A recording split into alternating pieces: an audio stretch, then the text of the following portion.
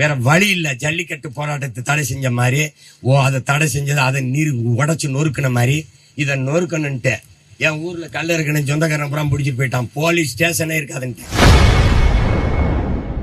களை இறக்குபவர்கள் மீது கை வைத்தால் போலீஸ் ஸ்டேஷனே இருக்காது, அடித்து நொறுக்கி விடுவேன் என நாம் தமிழர் கட்சி ஒருங்கிணைப்பாளர் சீமான் எச்சரித்தது பரபரப்பை ஏற்படுத்தியுள்ளது. சந்தேகம் இருக்கா? என்னுடைய மூதாதை வள்ளுவ பெருமகனார் என் நண்ப ஏன எழுத்தன்ப இவ்விரண்டும் கண்ணன்ப வாழும் உயிர்க்கென்று எழுதுகிறானே ஒழிய எழுத்தன்ப என்னன்ப இல்ல. முதல்ல எழுத்து வர்றதுக்கு முன்னாடி என்ன கண்டுபிடிச்சவன் இந்த கூட்டம் தான்.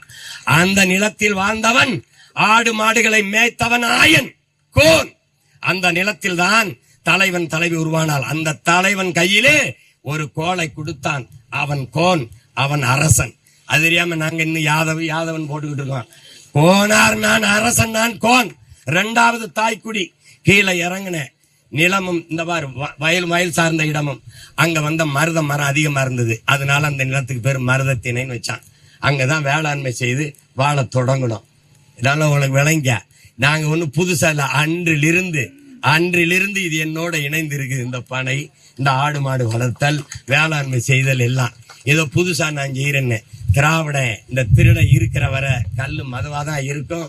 டாஸ்மார்க் சரக்கு விற்பனைக்கு இருக்கத்தான் செய்யும். இதை ஒழிக்கணும்.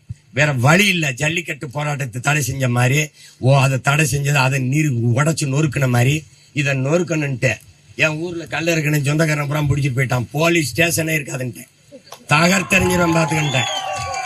வேறதான் வேலை செய்ய இப்ப ஒவ்வொன்னா செய்யறேன். செய்திகளை உள்ளது உள்ளபடி தெரிந்து கொள்ள ரெஃப்ளெக்ட் நியூஸை சப்ஸ்கிரைப் பண்ணுங்க.